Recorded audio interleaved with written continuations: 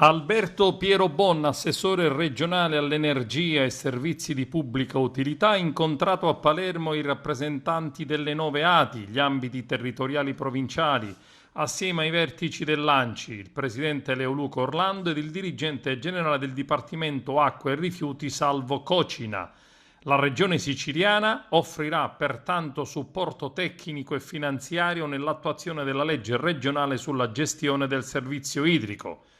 Bisogna fare in fretta, ha dichiarato Piero Bonni. Il Ministero ha chiarito che dal 1 gennaio 2021 non saranno più finanziati investimenti agli enti inadempienti. I comuni devono accelerare se non vogliono perdere importanti risorse nel periodo 2021-2027. Assieme all'ANCI stiamo seguendo un percorso di collaborazione per fornire assistenza giuridica, tecniche e finanziarie ai comuni e risolvere le principali criticità.